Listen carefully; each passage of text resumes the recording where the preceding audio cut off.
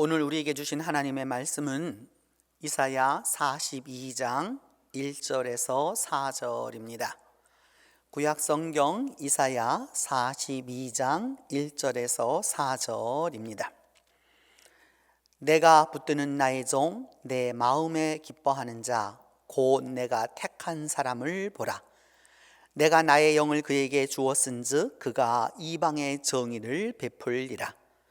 그는 외치지 아니하며 목소리를 높이지 아니하며 그 소리를 거리에 들리게 하지 아니하며 상한 갈대를 꺾지 아니하며 꺼져가는 등불을 끄지 아니하고 진실로 정의를 시행할 것이며 그는 쇠하지 아니하며 낙담하지 아니하고 세상의 정의를 세우기에 이르리니 섬들이 그 교훈을 앙망하리라.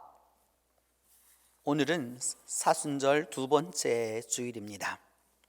오늘부터 시작해서 제2 이사야에 나오는 고난받는 종의 노래를 가지고 하나님의 말씀을 살펴보도록 하겠습니다. 고난받는 종의 노래라고 하는 것은 특별히 이사야에만 나타나는데 그것도 제2 이사야에만 나타납니다. 제2 이사야라고 하는 것은 이스라엘 백성이 해방되어서 바벨론에서 해방되어서 이제 돌아올 때까지, 그리고 돌아와서의 일부의 삶이 이루어질 때까지 주어진 하나님의 말씀입니다. 그 가운데서 하나님의 종이라고 하는 에베드 아도나이라고 하는 이 하나님의 종의 노래라고 하는 것이 제2 이사야의 한 4편에서 5편 나옵니다.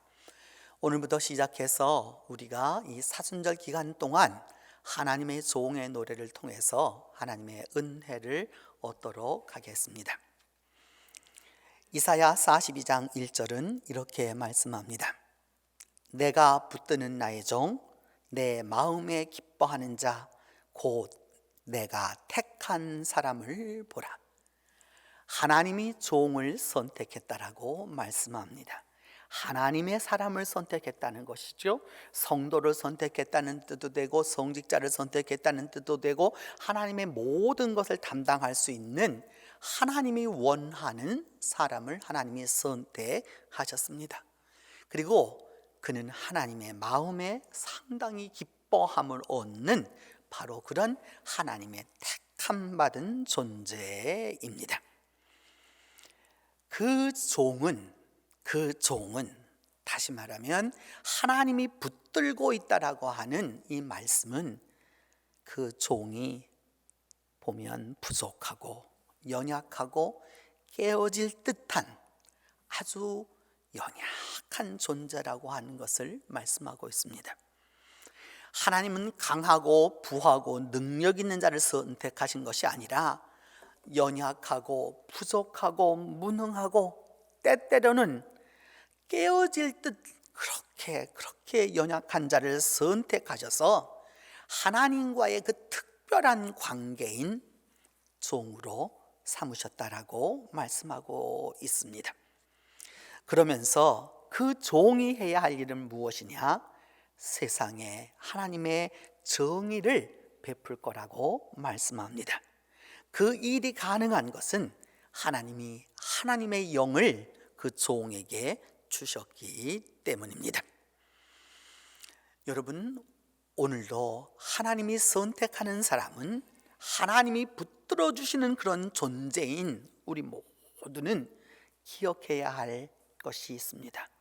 우리 모두가 다 하나님께 부름받은 하나님의 종들이며 하나님의 사람들이며 하나님의 성도라고 하는 사실입니다.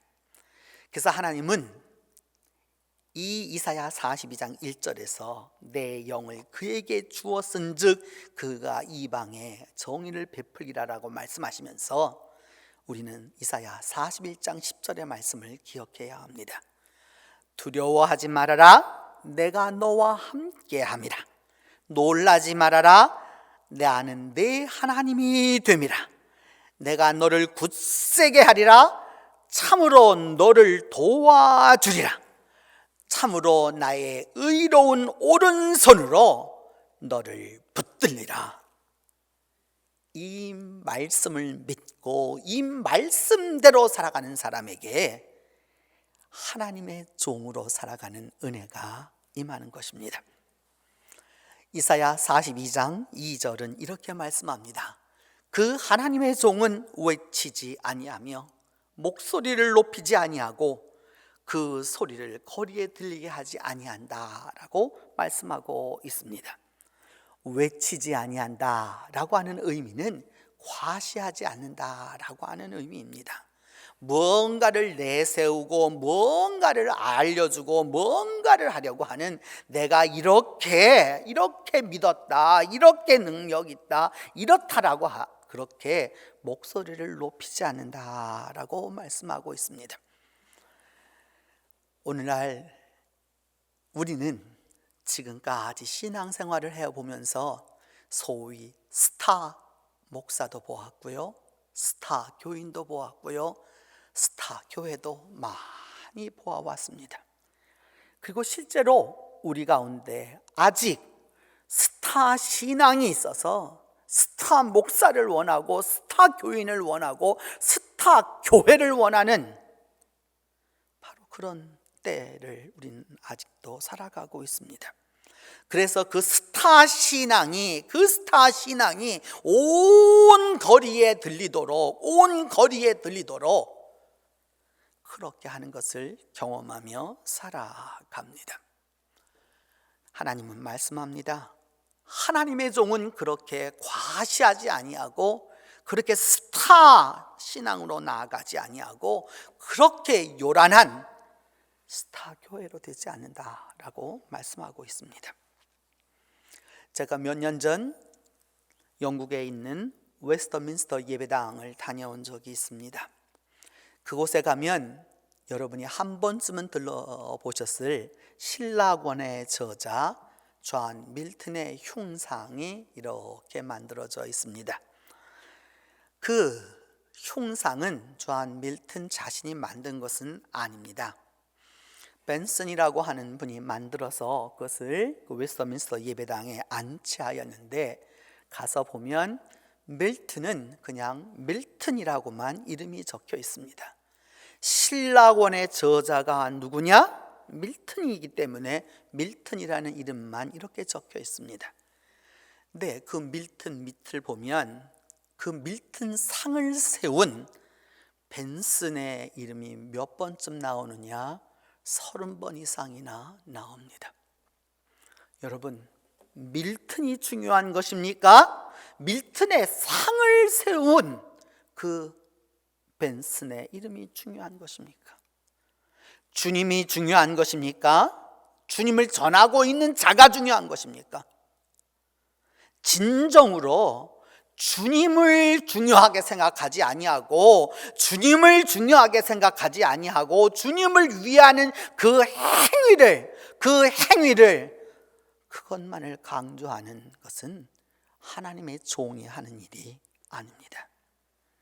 하나님의 사람은 하나님이 원하시는, 하나님이 기뻐하시는 그 성도들은 과시하지 아니하고 자랑하지 아니하고 요란스럽게 그렇게 거리에 들리게 하지 않는다라고 말씀하고 있습니다. 그래서 그런 스타 신앙을 갖게 되면은요, 자기 부서짐이 있어야 합니다. 자기 부서짐이 있어야 합니다. 내가 나의 주인이 아니라 내가 주님의 종이라고 하는 사실을 깨달을 때까지 자기 존재감을 갖고 있는 사람은 결코 하나님의 종이 될 수 없습니다. 내가 무너지고 나서야 하나님이 역사하게 되는 것이죠. 여러분, 요셉이 감옥에 가기 전에 늘 말하죠. 내 꿈을 들으시오. 내가 꾼 꿈을 들으시오. 내 꿈을 들으시오. 내가 이야기합니다. 13년을 감옥에 들고 난 다음에 가서야 바로 앞에 섰을 때 하나님이 이 꿈을 해석하실 거라고 그때 바뀝니다. 엘리야도 마찬가지입니다.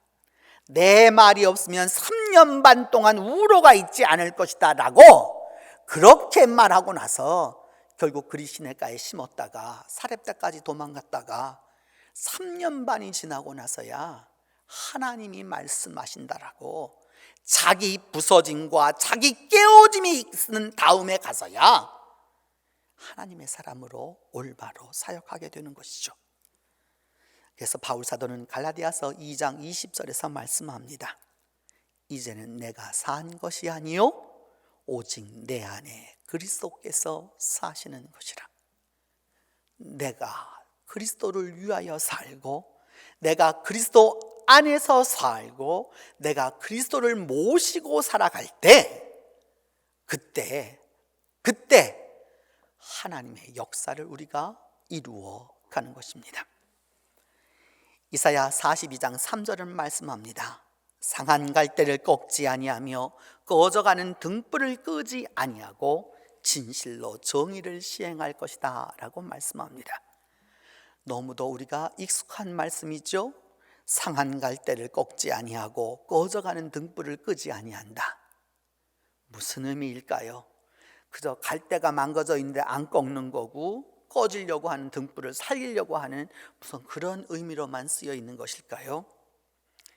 상한 갈대와 꺼져가는 등불은 질병으로 고난받고 있는 사람, 오래된 그 근심과 우환에 젖어 있는 사람, 가난한 사람, 남들은 다 잘 살고 있는지 알고 있지만 너무도 배고파하고 있는 사람, 남들은 다 자유하게 살고 있다라고 생각하지만 많은 짓눌림에 눌려 있는 사람, 무엇이 부러울 게 있느냐고 말하지만은 실제적으로는 고통에 너무 많은 부분을 갖고 있고 누구보다 멋지게 살고 있는 것 같지만 사실은 수많은 차별의 아픔을 갖고 살아가는 사람들을 말하고 있습니다.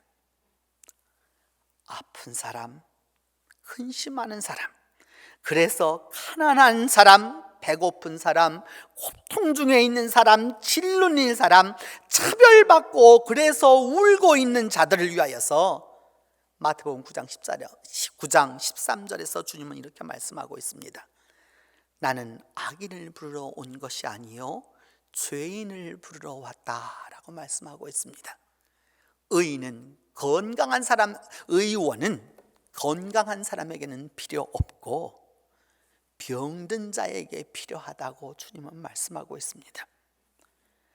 주께서 하나님의 종으로 오셔서 우리의 이 모든 우환, 질고와 아픔과 고통과 고난의 문제를 주님은 반드시 해결해 주실 것입니다. 이사야 42장 4절은 하나님의 종은 쇠하지 아니하고 낙담하지 아니하고 세상의 정의를 세우기에 이르리니 사람들이 그 교훈을 앙망할 것이다 라고 말씀하고 있습니다. 하나님의 일을 감당하는 데 있어서 쇠하지 아니하고 낙담하지 아니한다. 왜 그럴까요? 여러분, 하나님의 뜻대로 한번 살려고 노력해 보셨습니까? 하나님의 말씀대로 살려고 한번 해보셨습니까? 하나님의 그 마음을 가지고 하나님의 일을 감당해 보셨습니까? 많은 핍박이 따라왔을 것입니다. 보이는 보이지 않는, 들리는 들리지 않는 수많은 핍박이 있었을 것입니다. 사람이 너무 고두면 부러진다고 세상은 말합니다. 그래서 너무 그렇게 고두면 안 된다라고 적당히 구부러질 줄 알아야 한다라고 타협도 해야 한다라고 말하고 야합도 해야 한다라고 말하고 변절도 해야 된다라고 말합니다. 그렇게 해야 고난이 많지 않기 때문입니다. 세상은 그래서 오늘 우리들에게 여전히 말합니다. 그렇게 하나님의 뜻대로 어떻게 살 것이냐, 그렇게 하나님의 말씀대로만 살 것이냐, 야합하고 타협하자.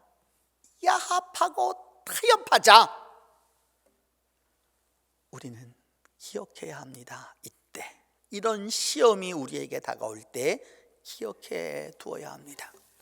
우리가 우리의 힘으로 하나님의 일을 감당하는 것이 아니고 하나님의 종의 역할을 감당하는 것이 아니고 우리가 우리의 힘을 가지고서 하나님의 뜻을 이루어가는 것이 아니라 하나님의 영을 하나님이 우리에게 주셨기 때문에 그 일을 행할 수 있는 것입니다. 성령이 우리와 함께하고 있기 때문에 이 일을 감당하는 것입니다. 그리고 우리는 베드로후서 3장 13절에 나와 있는 대로 우리는 주의 약속대로 새 하늘과 새 땅을 바라보는 믿음이 있기 때문입니다. 주께서 주시는 성령의 능력과 새 하늘과 새 땅을 바라보는 이 믿음이 있기 때문에 비록 연약한 존재이고 깨어질 수밖에 없는 존재이고 부족한 존재이지만 하나님께 붙들림 받아서 하나님을 기쁘게 하며 하나님의 사역을 이루어가는 것입니다. 오늘 이사야 42장 1절로 4절에서 계속되는 반복되는 단어는 정의입니다. 3번이나 반복해서 나옵니다.